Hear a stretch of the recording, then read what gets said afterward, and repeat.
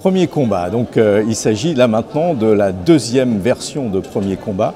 La première version ayant été réalisée il y a 2 ans et sous la forme d'un serious game qui a été conçu et réalisé pour s'adresser aux jeunes du bâtiment et des travaux publics au niveau de la lutte contre les addictions, essentiellement l'alcool et la drogue.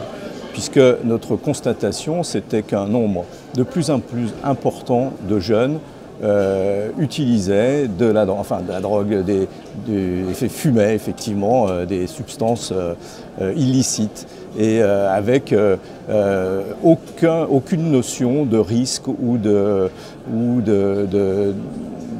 regret ou de sens de la faute en tout cas. Donc on a essayé de faire quelque chose qui soit très ludique et qui les intéresse et qui les motive et qui les interpelle. Donc ce fut la première version sous la forme de Premier combat qui était donc un serious game qui est en ligne sur le site www.premiercombat.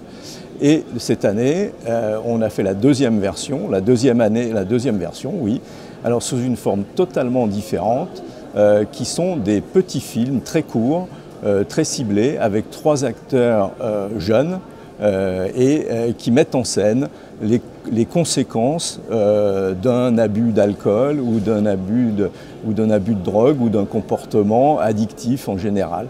Donc c'est des scènes très courtes, très percutantes.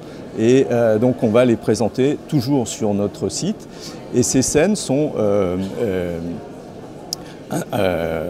interrompues par des avis d'experts qui sont des médecins, qui peuvent être également un inspecteur, un policier qui donne son avis sur les comportements routiers, sur la façon de conduire.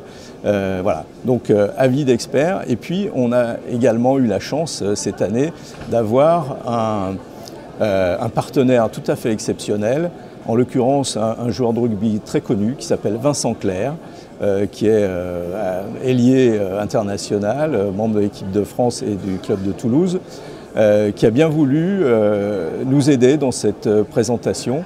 Donc on est très contents et je pense que ça aura un impact assez fort sur la perception des messages qu'on veut faire passer. Alors ils vont être diffusés sur notre site, bien entendu, donc il faudra aller les chercher, ou autrement ils sont disponibles sur smartphone ou sur son ordinateur et également sur les réseaux sociaux, sur Facebook. Alors la fondation du BTP, c'est une fondation d'intérêt qui est d'intérêt public, qui est à l'origine, qui a été créée pour gérer des fonds qui étaient hérités de l'Union de prévoyance, qui était une société de prévoyance qui appartenait à la profession, qui avait été créée par la profession.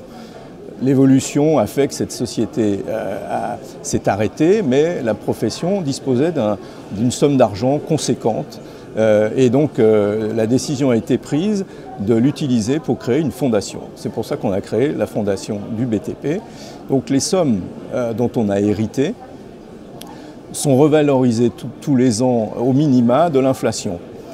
Elles sont placées bien entendu et donc le résultat de ces placements, moins la dégradation liée à l'inflation, est utilisé à des fins donc, de services pour la profession, donc pour créer précisément ces aides et ces communications type Premier combat, mais également Pacte BTP pour la notion pour tout ce qui est conduite et lié aux accidents de trajet qui sont très lourds dans l'impact des arrêts de travail, et également à un volet d'aide personnalisée pour des anciens employés du BTP ou des gens qui sont toujours employés dans le BTP et qui se retrouvent en période de grande difficulté. Donc on les aide soit sous forme de prêts, de dons ou d'achat de matériel, par exemple de fauteuils roulants ou de choses comme ça. Voilà le